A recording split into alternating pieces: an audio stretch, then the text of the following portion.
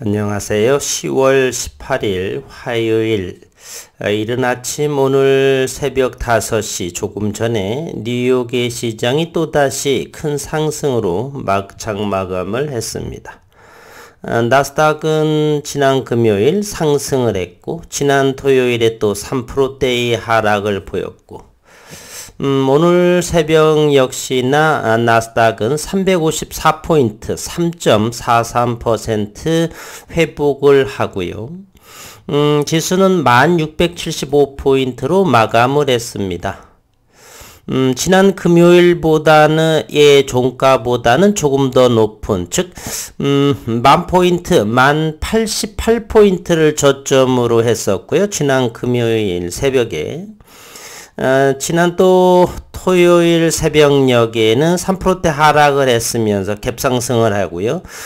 그렇다 보면 현재로서는 1500포인트를 저점, 10,500포인트를 저점으로 하고 현재 기간 조정을 거칠 가능성이 대단히 높은 상황으로 이어져 가고 있습니다.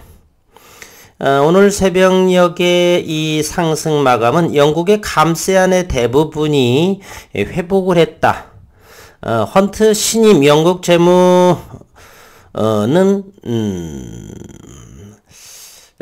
영국의 재무감세안을 사실상 폐기를 했고 또한 미국의 뱅크 오브 아메리카의 실적 예상을 시장을 좀 웃도는 그러한 결과가 나왔고요. 그러다 보니까 미국의 10년 만기 국채금리가 연 3.9%대로 하락을 하면서 상승 마감을 했습니다. 이와 같은 시장의 흐름이 지속적이기보다는 변동성이 조금 많아지는 시간으로 흘러가면서 다음 달 어쨌든 11월 1일에서 2일 미국의 FOMC의 금리 인상이 결정이 되면서는 이제 금리 부분으로 시장에서는 큰 영향을 미치지 않는 그럼에도 작은 변동성은 있을 거다라는 생각입니다. 소비자 물가지수의 296, 300포인트 고점에 도달을 했고 미국의 금리 역시나 4.5%, 5%대까지를 열어두고는 있으나 쉽지 않은 상황이고요. 그리고 전쟁, 러시아와 우크라이나의 전쟁은 점차적으로 안정이 되지 않을까 하는 생각들. 단기적으로 변동성은 크겠으나 중장기, 기본적인 보통의 중장기라고 한다면 6개월 이상 정도요. 제 기준에 6개월도 단기로 보는데 어쨌든 내년에 3월에서 6월 사이 이 정도까지는 변동성은 지난 시간보다는 큰 폭이기보다는 작은 변동성으로 어쨌든 시장의 흐름은 움직일 것이다 라는 그러한 생각을 합니다. 갑자기 돌발 변수가 또한 정책적으로 정치적으로 나올 수도 있습니다. 그러한 부분은 이제 그때 가서 하는 것이고 어쨌든 큰 폭 지난 시간보다는 큰 폭의 변동성보다는 작은 변동성으로 글로벌 시장은 이어가지 않을까 하는 생각을 해봅니다. 뉴욕 나스닥 시장은 이렇게 현재의 모습을 보이고 있고요. 유럽의 증시도 한번 살펴보도록 하겠습니다. 유럽의 증시 어젯밤에 어찌 되었는지를 한번 보도록 하겠습니다. 아직 업데이트는 되지 않았고요. 프랑스 1.83% 그리고 독일이 1.7% 이런 모습을 보이고 있습니다. 대신증권의 HTS는 그렇게 지원을 잘 하지 않아서 잠시 후에 미래세 증권으로 다시 한번 유럽의 증시를 살펴보도록 하겠습니다.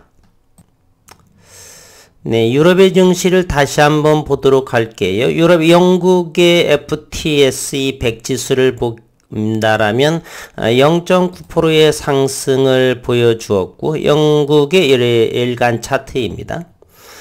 독일이 1.7%, 닥스 30의 지수를 보면 1.7%, 그리고 프랑스가 1.83%의 상승, 러시아가 3.75%의 상승을 보여주었습니다. 이탈리아 상승하고 유럽의 시장은 전반적으로 업데이트된 10월 18일자 기준을 본다라면 유럽의 증시는 일제히 상승했다는 것을 우리가 확인해 볼 수가 있습니다. 그리고 미국을 제외한 다른 나라는 아직 업데이트가 되지 않았고요. 이것을 보게 되면 10월 14일자의 날짜로 이렇게 보여지죠. 이것을 본다라면 다우존스가 오늘 550포인트가 상승해서 1.86%가 상승을 했고요. S&P 500 지수가 2.65% 94.88포인트 이렇게 상승을 했습니다. 필라델피아 반도체 지수도 2.28%에 상승하고 어쨌든 오늘 새벽 유럽의 시장과 뉴욕의 3대 증시는 일제히 상승으로 마감을 했습니다. 우리 시장도 역시 현재가 12월 18일 10월달도 이제 얼마 남지 않았고요. 이제는 곧 3분기에 실적의 발표가 될 텐데 환율의 문제가 많이 커서 우리 시장은 실적이 대단히 악화될 것으로 저는 예상을 해봅니다.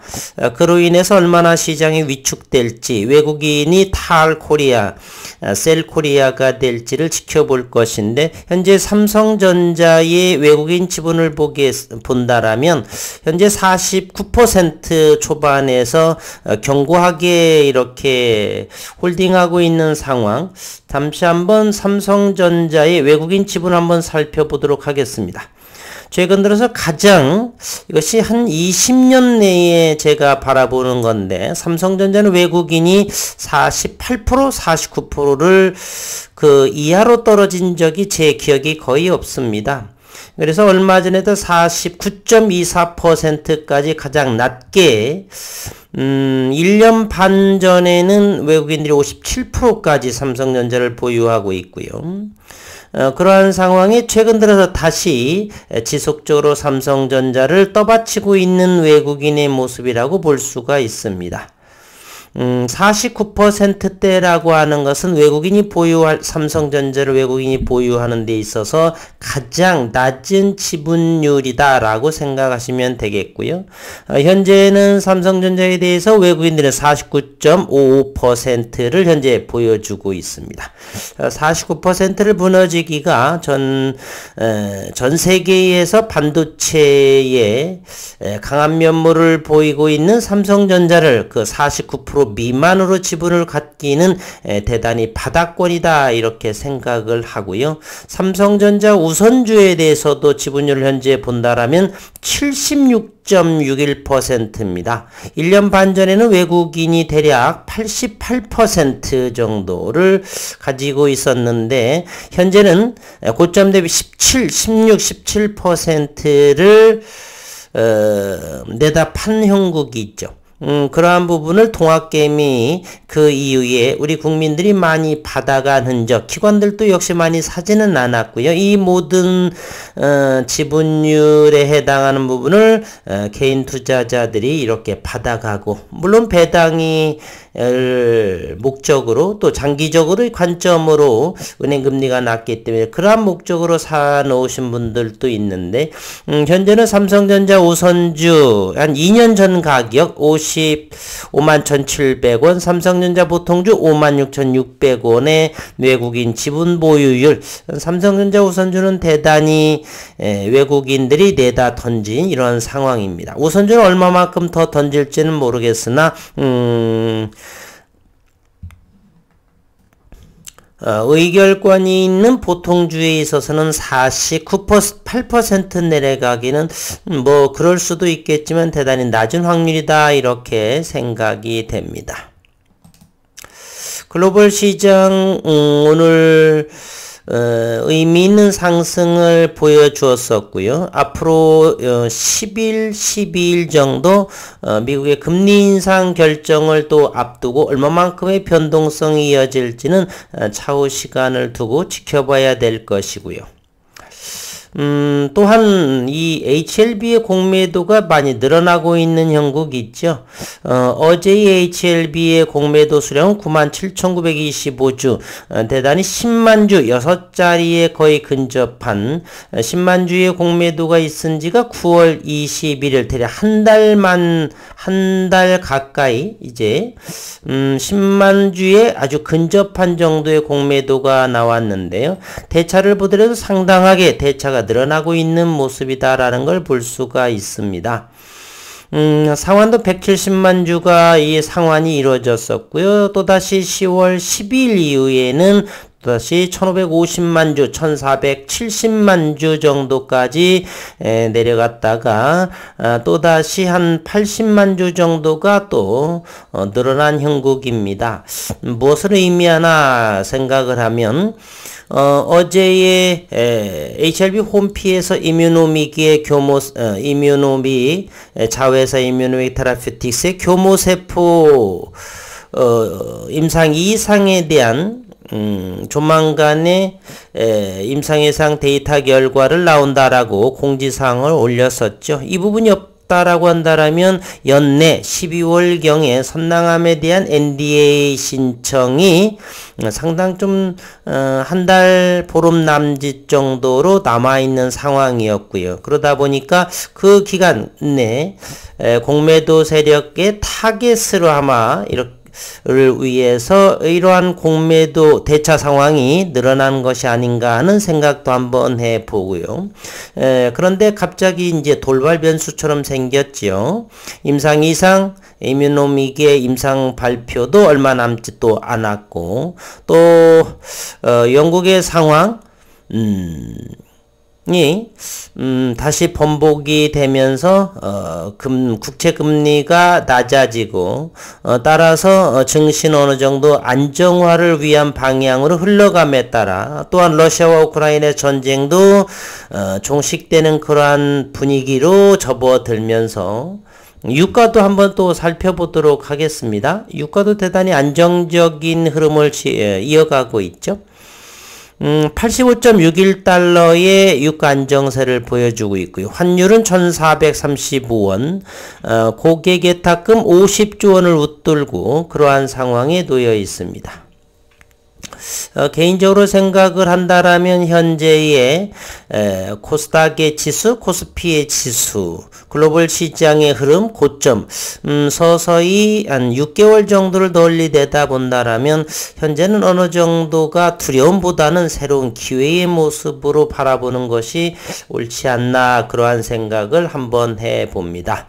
그래서 오늘 새벽에 현재 나스닥 선물 같은 경우는 3.6%의 상승을 보여주었어요. 따라서 오늘 화요일 시장에 우리 시장이 어느 정도 나스닥 선물의 움직임에 따라서 변동성은 있겠으나 오늘은 긍정적인 흐름으로 갔으면 하는 바람. 그러면서 시간이 흘러가면서 임상의 모멘텀이 좀 나오겠죠. 다시 한번 살펴본다라면 이렇게 공지가 HLB 홈페이지에 나와 있습니다. 이뮤노믹 GBM 교모세포종이죠. 임상 이상 결과 발표 관련하여서 알려드린다 이렇게 되었고요. 자세히 좀 살펴본다라면 어제 제가 속보로 좀 말씀을 드렸는데 HLB 주주님들은 물론 국내외 신약개발 기업들이 특별히 주목하고 있는 HLB 자회사 이뮤노믹 테라퓨틱스의 교모세포종 세포치료제 임상 이상 결과 발표에 대해서 이렇게 알려드린다라고 그랬었고요. 탑라인의 결과 분석이 이르면 이번 주 결과 집계의 지연에 대한 소명 자료가 있었죠. 주요 임상 사이트인 플로리다 대학병원의 데이터 집계 업무가 허리케인으로 인해서 며칠간 중단됨에 따라 당초 10월 초로 예상되었던 데이터 결과 집계 발표가 다소 지연이 되었다라고 하는 이야기고 10월 중 발표를 예상한다. 업무가 재개되어 빠르면 금주 내에 탑라인의 분석이 완료될 것으로 예상이 되고 전체 데이터 분석 결과는 다음 달, 한 달 후게 되겠죠? 2022년 11월 17일에서 20일 사이에서 발표된다. 이런 부분으로 했습니다. 그러면 일단은 우리가 임상의 모멘텀은 자회사 이뮤노믹 테라피틱스의 교모세포종 요 부분을 토대로 우리 이제 이뮤노믹의 나스닥 상장의 노크의 문의 노크를 두드리지 않을까.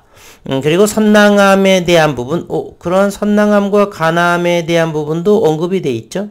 교모세포 중에서도 좋은 결과를 함께 기대하고 간암, 선낭암에 이어 이런 부분이 또 나왔고요. 그래서 선낭암은 연내에 또 늦어도 간암의 네 신청은 내년 초. 그렇다면 앞으로 두 달 열흘 정도? 그러면 얼마입니까? 70일 내에 이 세 가지 임상 모멘텀 충분히 저점 공략에서 기다릴 만한 가치가 있다.